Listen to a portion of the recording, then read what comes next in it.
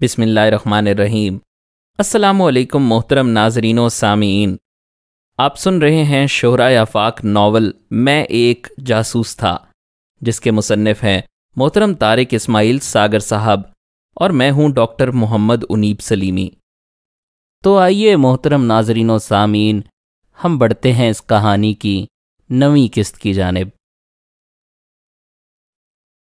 मुझे बैठे अभी चंद मिनट ही गुजरे थे जब मैंने एक सिख नौजवान को सारे हॉल में बड़ी बेचैनी से नजरें दौड़ाते हुए देखा। करीबन हर मेज पर एक से ज्यादा लोग बैठे थे। वो सीधा मेरी तरफ चला आया। सत श्री अकाल, उसने हाथ जोड़ते हुए कहा। जवाब में मैंने भी फतह बुलाई। मैं यहाँ बैठ सकता हूँ महाराज? उसने बड़ी इनकिसारी से पूछा। क्यों नहीं पधारिए, मैंने अपनी कुर्सी से उठते हुए कहा। उसकी खुश इखलाकी से मैं खासा मुतासिर हुआ था, क्योंकि पंजाबी और फिर सिख बदतमीज़ भले ना हों, लेकिन इतने नरम और मुलायम लहजे में गुफ्तगू वाकई अजीब बात थी।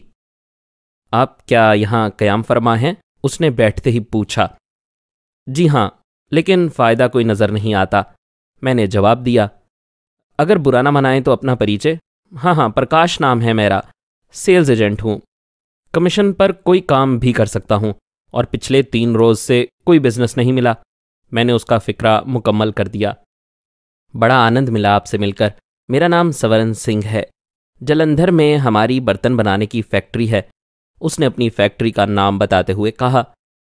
आप क्या बिजनेस के सिलसिले में यहाँ आए हैं? मुझे फिर उम्मीद की किरण दिखाई दी। जी हाँ, पिताजी की ख्वाहिश है कि मैं घूम फिर कर कारोबार का जायजा लूँ, उसने बैरे को इशारा करते हुए कहा। 2 कॉफ़ी, मैंने उसके कुछ कहने से पहले ही बैरे से कह दिया, जो मेरे लिए कॉफ़ी ला रहा था। धन्यवाद, मैं तो ज़बरदस्ती आपका मेहमान बन बैठा। आदमी खासा दिलचस्प और यारबाश दिखाई दे रहा था। अगर आप मंजूर फरमाएं तो मैं आपके लिए कोई खिदमत अंजाम दूं? मैं कमीशन पर बहुत सी फैक्ट्रियों के लिए काम करता हूं, मैंने बड़ी चापलूसी से कहा। क्यों नहीं, इसने दिलचस्पी लेते हुए कहा। यहाँ शहर से बाहर छावनी बन रही है, वहाँ सुना है ऑफिसर इंचार्ज कोई आया है। बाकी तो सारा स्टाफ यूपी मार्ग का ही है। उससे खासा लंबा ऑर्डर मिल जाएगा मेस के बर्तनों का। ये आप कैसे कह सकते हैं? उसने बेचैनी से मेरी बात काटते हुए कहा। सरदार जी, सेल्समैनशिप मुझे विरासत में मिली है। मैं जो बात कहूँगा उस पर अमल करके दिखाऊंगा, मैंने पुरएतमाद लहजे में कहा। भारत में कमीशन एजेंट के बगैर किसी का कारोबार का तस्वुर ही नामुमकिन है। उस नौजवान सिख का ताल्लुक सिखों की कारोबारी कौम पापे से था। ये वो लोग हैं जो अमूमन पोटोहार के इलाके से मुतल्लिक हैं और यहाँ से हिजरत करके भारत गए थे। पापे अपने बच्चों को उस वक्त तक कोई कारोबार नहीं सौंपते जब तक उन्हें उनकी बसीरत का यकीन ना आ जाए या अपने सिरों से उनके कारोबारी होने का सबूत हासिल ना कर लें। ये नौजवान अपने कारोबारी मिशन पर निकला था और चाहता था कि ज़्यादा से ज़्यादा माल फरोख्त करके अपने माँ बाप की नज़रों में मकाम हासिल कर सके। उसको ऐसा कमीशन एजेंट मिल जाना जो उसका माल मामूली कमीशन के एवज फरोख्त कर सके, बड़ी खुशबख्ती थी। मेरी खुशनसीबी ये थी कि मुझे पापा सिख मिल गया था, और वो भी फैक्ट्री के मालिक का बेटा। मेरे जहन ने एक शानदार मंसूबा तरतीब दे लिया था और अब मुझे उस पर अमल करने के लिए उसके लवाजमात बहम पहुंचाने थे। मैंने जो मालूमात अब तक हासिल की थीं, उनके मुताबिक ये दिफाई तामीरात फ़ौज की निगरानी में हो रही थीं। परचेज सेक्शन के लोग भी फ़ौज से मुतल्लिक ही थे। यहाँ का ऑफिसर इंचार्ज एक सिख कर्नल था। मुझे बर्तन बनाने वाली कंपनी का सेल्स एजेंट बनकर उस कर्नल तक पहुंचना था। कॉफ़ी आ गई। नौजवान बहुत खुश दिखाई दे रहा था। मैं कॉफ़ी के घूंट भरता अपने मंसूबे की जुजियात पर गौर कर रहा था।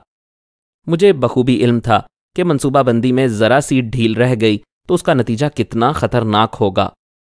ऐन मौके से एक पाकिस्तानी जासूस का गिरफ्तार हो जाना, वो मुझे फ़ौरन गोली मार देते। लेकिन ये ख़तरा मोल लेना भी बहुत ज़रूरी था, क्योंकि वक्त कम था और लंबी मुद्दत की मंसूबाबंदी का इंतज़ार नहीं किया जा सकता था। सरदार जी, आप क्या मोटरसाइकिल का बंदोबस्त कर सकते हैं? मैंने कॉफ़ी पीते हुए उससे पूछा। थोड़ी देर तक कुछ सोचने के बाद उसने हाँ में जवाब दिया। बस, तो बन गया काम, मैंने चुटकी बजाते हुए कहा। कैसे यार, कुछ मेरे भी पल्ले पड़े? उसने बेचैनी और इश्तियाक से पहलू बदलते हुए कहा। देखो महाराज, ऑफिसर इंचार्ज पंजाबी है और यहाँ माल सप्लाई करते हैं ज़्यादातर गैर पंजाबी। मेरा ख्याल है हमारे पंजाबी होने का फ़ायदा ज़रूर मिलेगा, लेकिन शर्त यह है कि हम किसी न किसी तरह उस तक पहुँच जाएं। बस ज़रा हिम्मत की ज़रूरत है। उसकी आंखों में झांकते हुए मैंने मंसूबा बनाया। और तू हुक्म कर यार। उसने ठेठ पंजाबी लहजे में मेरे कंधे पर हाथ मारा। कमीशन तय हो गई और अगले रोज़ अलग सुबह वो मोटरसाइकिल समेत मेरे होटल पहुंच गया। एक गत्ते के डब्बे में स्टेनलेस स्टील के मुख्तलिफ किस्म के बर्तन उसने पीछे स्टैंड पर बांध रखे थे। लो सरदार जी, आज हमारी भी सेल्समैनशिप देखो। हाँ, मैंने उसे अपने पीछे बैठने का इशारा किया और अल्लाह को याद करके मोटरसाइकिल स्टार्ट कर दी। करीबन घंटा भर के सफ़र के बाद बिलाखिर हम टारगेट एरिया में दाखिल हो गए। दिफाई नोयत की तामीरात के गिर्द गिर्द फौज का पहरा था और कम से कम 1 मुरब्बा मील के इलाके में सिविलियन का दाखिला ममनू था। मैं सारे रास्ते अपने साथी की हिम्मत बढ़ाता रहा कि वो किसी बात की परवाह ना करे और बिल्कुल ना घबराए। पहले हिफाजती दरवाजे की तो हमने परवाह भी नहीं की और उस पर बगैर रुके आगे बढ़ गए। कुछ सिविलियन जो यहाँ ठेकेदारी करते थे, उन्हें शनाख्ती कागजात दिखाने के बाद एक मखसूस इलाके तक जाने की इजाज़त थी। गालबन हमें भी पहरेदारों ने उन्हीं में से जान लिया था। अब हम उस इलाके में दाखिल हो चुके थे जहां अहम नोयत की इमारतें बन रही थीं। हमारे चारों तरफ मिसाइल और जदीद नोयत के दीगर हथियार नस्ब थे। मेरी पुरतजस्सुस नज़रें तमाम मनाजिर को मेरे दिमाग की फिल्म पर मुंतकल कर रही थीं। अब खासा खतरनाक मरहला आ गया था। हम आखिरी दरवाजे पर पहुंच गए थे। कुछ फासले पर बड़े बड़े बुलडोज़र और क्रेनें अपने अपने काम में मसरूफ़ थीं। लकड़ी के आर्जी गेट पर 2 मुसल्ला संतरी मौजूद थे। हॉल्ट! एक ने स्टेन गन को पोजीशन में लेते हुए कहा। कौन है? किधर जाना है? हमारे रुकते ही मद्रासी सिपाही गुस्से से बोला। हम कर्नल बाजवा के रिश्तेदार हैं, उनसे साइट पर मिलने आए हैं, मैंने बड़े बारोब लहजे में कहा। लेकिन सर, ये गलत तरीका है, बाहर गेट पर रिपोर्ट करें। दूसरा बोला। लाला जी, हमें सब गेट वाले जानते हैं, आप शायद नए आए हैं। मेरे जवाब ने उसे चंद लम्हों के लिए तजब्जुब में मुब्तला कर दिया। मोटरसाइकिल स्टार्ट थी। उन लम्हों को गंवाना मेरी बदकिस्मती होती। मैंने गियर लगाया और आगे बढ़ गया। दोनों बेबसी से हमें देखते ही रह गए। अभी हम बमुश्किल 10-12 गज चलने पाए थे कि सामने रुकावट आ गई। यहाँ टेंट लगा था और एक सिख कर्नल सिपाहियों को इशारे से कुछ बता रहा था। हमें वहां देखकर वो सब चौंक पड़े। 2-3 सिपाही तेजी से हमारी तरफ बढ़े। कर्नल अपनी जगह खड़ा रहा। सत श्री अकाल। हम दोनों इस असना में मोटरसाइकिल से उतर चुके थे। सत श्री अकाल, कर्नल ने जवाब दिया। कौन हो तुम लोग? यहाँ कैसे आ गए? उसका लहजा दोआबा वाली पंजाबी की चुगली खा रहा था। जलंधर से आए हैं महाराज, आपका सुनकर, मैंने उसी पंजाबी लहजे में जवाब दिया। उसका ताल्लुक ज़िला जलंधर से ही लगता था और वो मुझे मुन्ना सिख समझ रहा था और यही उसकी कमज़ोरी थी। बड़े गलत आदमी हो, ऐसे नहीं आया करते, उसने अतमाम हुज्जत के लिए कह दिया। क्षमा कर दीजिए महाराज, मेरे साथी ने जवाब दिया। आओ मेरे साथ, क्या बात है? सिपाही मुंह देखते रह गए। उसने हमें अपने पीछे आने का इशारा किया। हम दोनों उसके पीछे पीछे चल दिए। कर्नल भी जट सिख था और अपने सिख साथियों के सामने अपनी किसी कमजोरी का मुजाहिरा नहीं करना चाहता था।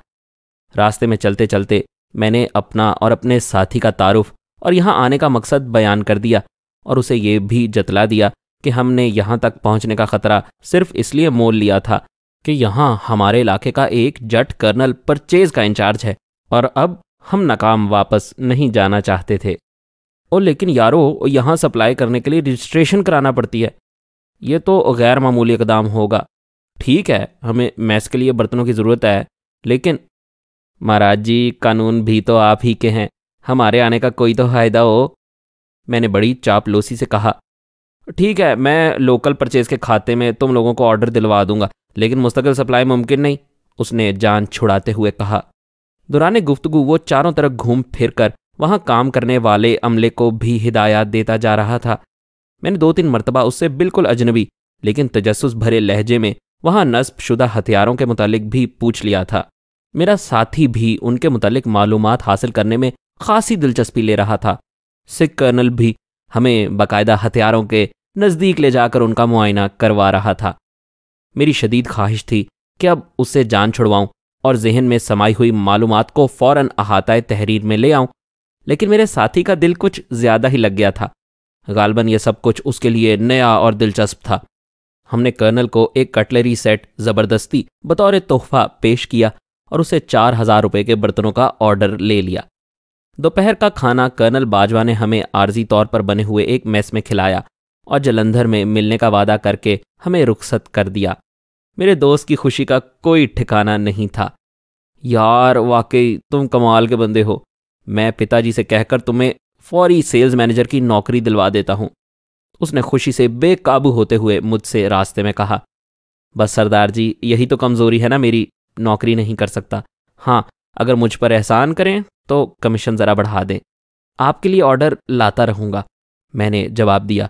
यार ये कोई कहने वाली बात है, जलंधर में मुझसे ज़रूर मिलना, उसने गर्मजोशी से हाथ मिलाते हुए कहा। कमरे में पहुंचते ही मुझे एक मर्तबा फिर बड़े दिलफिगार लहजे में अपनी बीमारी का जिक्र करना पड़ा, जिसके हाथों मैं इतना मजबूर था कि शराब पीना तो क्या, उसे सूंघ भी नहीं सकता था। स्वरण सिंह कफ अफसोस मल कर रह गया। रात तक वो मेरे साथ रहा, डिनर भी उसी ने करवाया था।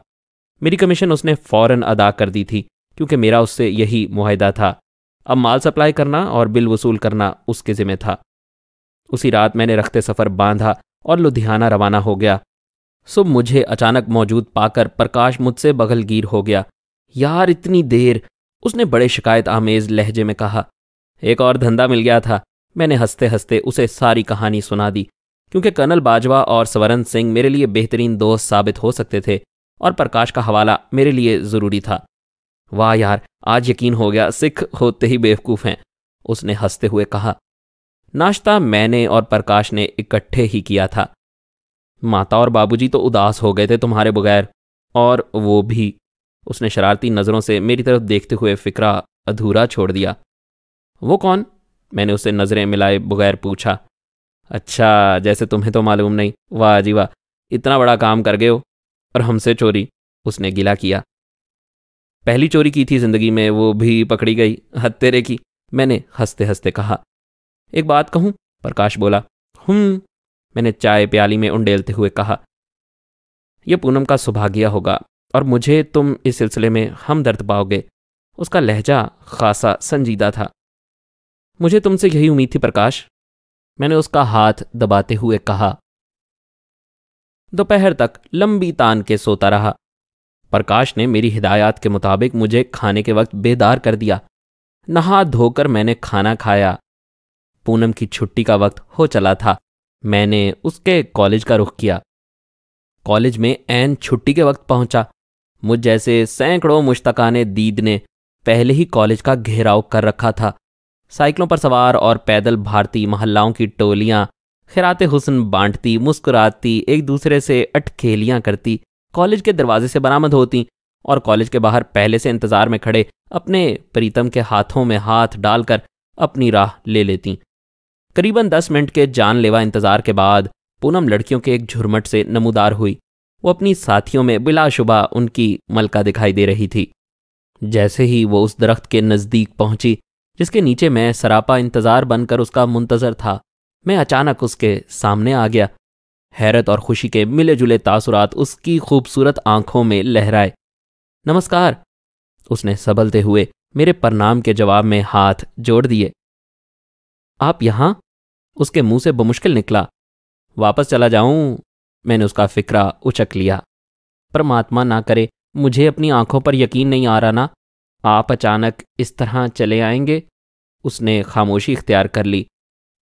जब लफ्ज़ अपना मफहूम खो दें और कहने को कुछ बाकी ना रहे तो जज्बों की खामोश जुबान इजहार का बेहतरीन जरिया बन जाती है।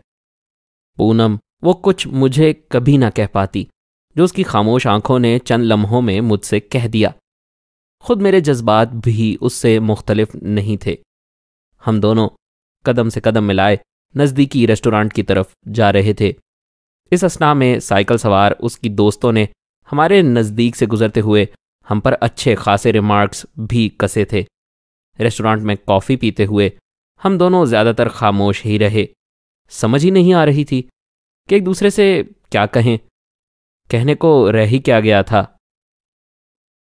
पूनम से मिलते हुए भी मैं अपना मिशन कभी नहीं भूला था। मुझे इल्म था कि भारतीय एयरफोर्स के मुतल्लिक ताज़ा तरीन मालूमात हासिल करने का बेहतरीन जरिया उनके मखसूस क्लब और मेस होते हैं। भारतीय मुआशरे में ख़ुसूसन मेरे ज़ाती किरदार की वजह से प्रकाश या पूनम के घर में किसी को मेरे और उसके इकट्ठे घूमने पर कभी एतराज़ नहीं हो सकता था। मखलूत ताल्लुकात भारतीय सोसाइटी का हिस्सा हैं और एक ऐसे नौजवान से जो कट्टर विष्णु हो, शराब कबाब से नफरत करे, उसका किसी को मेल जोल काबिल एतराज़ कैसे हो सकता था। मेरे साथ घर चलिए ना, पूनम ने होटल से निकलते हुए कहा। शाम को कुछ काम है यहाँ। मैंने बहाना बनाकर उसे टाल दिया। ये कोई मुश्किल काम ना था। उसे बस में सवार करके मैं वापस प्रकाश के पास चला आया। प्रकाश ने अपने आप को काम के लिए वक्फ कर दिया था। उस पर दिन रात अमीर बनने का खब्द सवार था। कुदरत ने उसे धर्मवीर की सूरत में जो गैबी इमदाद बहम पहुंचाई थी, वो उसका हक अदा कर देना चाहता था। उसे मेरे लाख समझाने के बावजूद शिद्दत से इस बात का एहसास था कि वो प्लास्टिक के कारखाने का इंस्ट्रक्टर से मालिक बना था, तो मेरे पैसे की वजह से अब वो एक एक पैसे की हिफाजत कर रहा था। कारीगरों के साथ वो खुद भी काम में जुटा रहता। मेरी सेल्समैनशिप का वो कायल था और खर्च के तमाम इख्तियारात मैंने उसे सौंप दिए। कारखाना बनने से उसकी तमाम तर समाजी सरगर्मियां मुअत्तल होकर रह गई थीं। वो अपना ज़्यादा से ज़्यादा वक्त अपने काम पर सर्फ करता था। कभी कभी मैं उसे ज़बरदस्ती तफरीक करवा देता, वरना वो दिन रात ज़्यादा से ज़्यादा प्रोडक्शन के चक्कर ही में रहता था।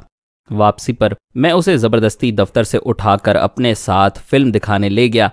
6 बजे के बाद फिल्म से फारिग होकर हम दोनों राय कोट चल दिए। प्रकाश ने ऐसा बाएतमाद आदमी तलाश कर लिया था जो मेरी और उसकी गैर मौजूदगी में कारोबार की निगरानी करता रहे।